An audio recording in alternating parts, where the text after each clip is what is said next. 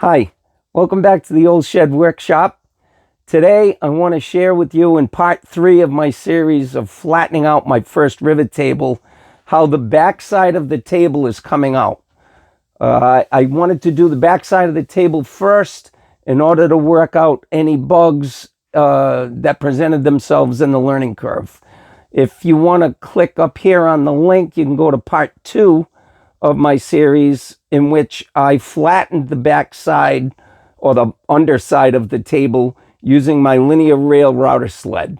So I'm going to reset the camera and get you a better view and an explanation of what I've done so far.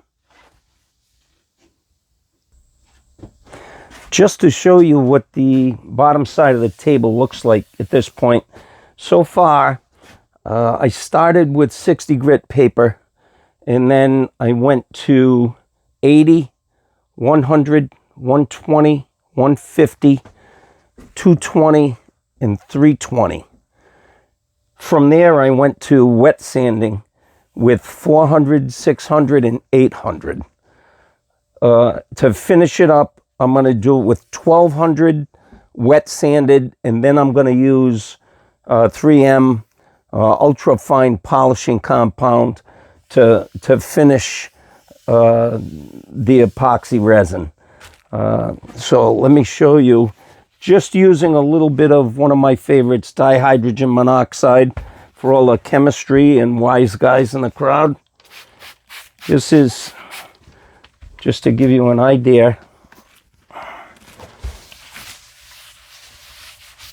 When I finish with this, I'm going to go over and just touch the wood up again. Since I've raised the fibers, I'll just touch it up one more time with 320 just on the wood, using extreme care not to touch the epoxy. But as you can see now, just out to 800 wet sanded, you can see the pearl coming through and get an idea of what the ultimate finish is going to look like. So what I'm going to do now is I'm going to flip the table over to the top so you can see what exactly the table looked like before I started to sand. And you can see how nice it ends up coming out. Okay, so I'm going to just flip the table over and I'll share with you how I sand out the top.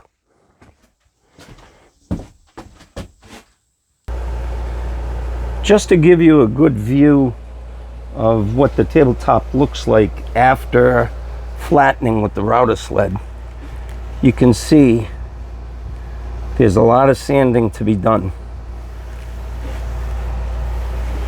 The resin had come over the top of the wood. The two pieces of wood from the slab had started to float, so I had to rush around to get something to weight down the pieces of wood. So to that end of trying to get it to stop floating, some of the resin came up over the top of the table. So part of my process was in flattening the tabletop with the router sled, I had to cut that resin that was high on the tabletop on the front side of, or the top side of the table. So I'm going to begin the process with 60 grit, and you'll see how progressively smoother the paper gets, and so will the tabletop.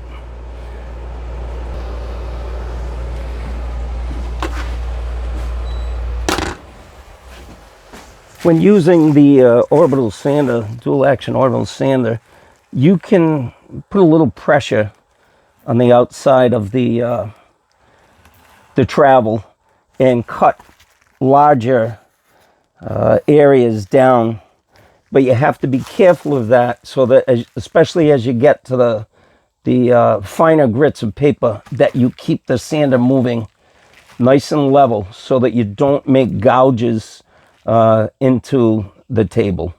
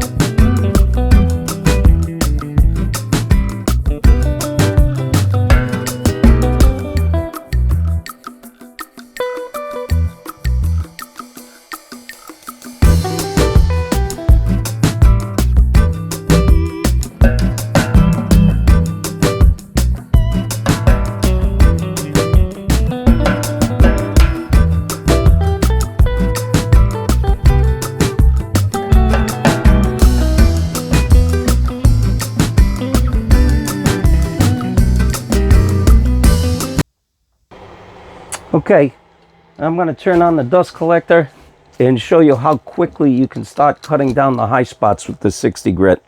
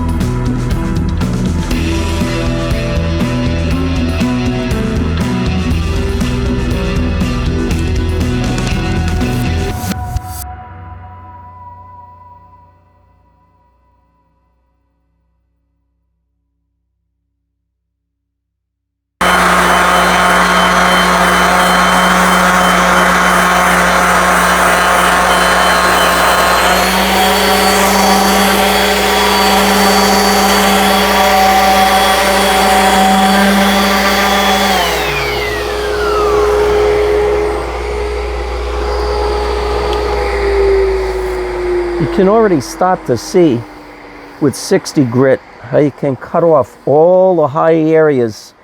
You have to bear in mind also that the wood will cut faster than the epoxy.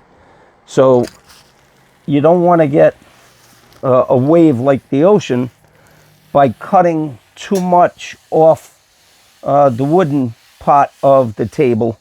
So you want to keep it going on the wood and bear that in mind, that the wood will cut faster than the resin.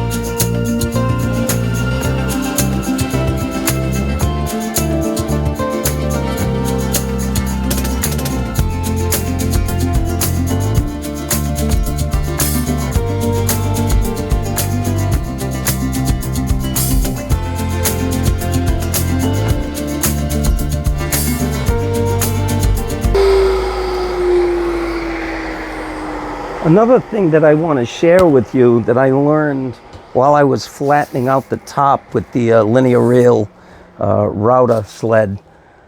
If you go back and you watch part 1 or part 2, where I was cutting the top and the bottom on the router sled, as you push, there's a certain amount of pressure that you exert on the carriage. As you pull back, that amount of pressure is different. So when you cut, if you're cutting while pushing, you want to bring the carriage back in the same path and then cut in the same direction and pull it back in the same path. Doesn't matter which side you start your cut from, but the cuts are going to be at different depths, because whether you realize it or not, the pushing motion or the pulling motion, you are exerting different amounts of pressure on the carriage. So you will get a different depth of cut. So just bear that in mind. There were places I had to go back to touch up as I went, because I had some high spots and low spots. And I learned that I have to cut all in one direction. So I'm going to move ahead, cut some more of this. I don't have to bore you with me just sanding, and I'll be back to you shortly.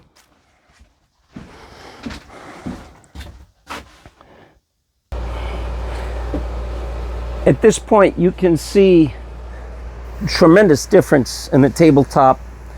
I'm done with 60 grit, and at this point I'm going to move on to 80 and just start to smooth it out nicely. All the high spots have all been cut down. The table's starting to become nice and flat. So we're going to go on to 80, and I'll be back to you after I cut it with 80 grit. At this point, I've finished sanding with 60 grit paper, and I'm about to move on to 80 grit. So I'm going to start to sand, and I'll come back to you with some results after 80 grit paper.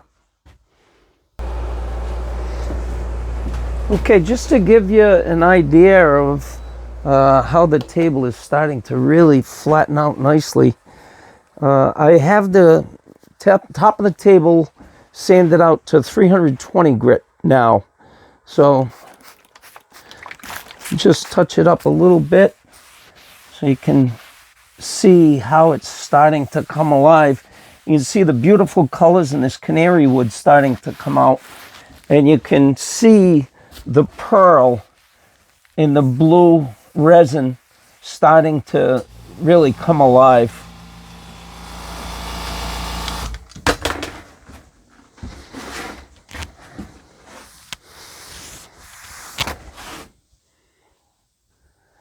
The next step from here will be going to 400, 600, and 800 grit wet sanding. So I'm going to do that, and then we'll get a chance to see how that resin is really starting to pop. Now this is wet sanded out to 800, and just to give you an idea of how clear the epoxy resin is, once this is all oiled, you'll see the pearl in the resin really popping. And I'll go back and touch the wood one more time. Since the fibers are raised now, I'll go back and carefully just come up without touching the resin, just to knock down the fibers that have been lifted. But now you can see the beautiful quality of that epoxy resin. So that'll be it for now. And the next step will be to polish it out with ultra fine polishing compound and to put the legs on. The table will have to be cut.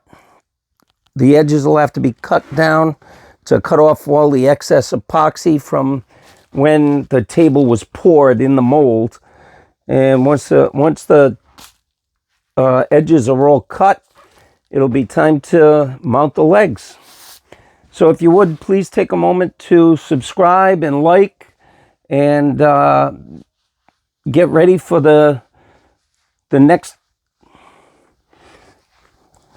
If you would please take a moment to like and subscribe, and we'll get ready for the next video installing the legs after it's all polished. Thank you.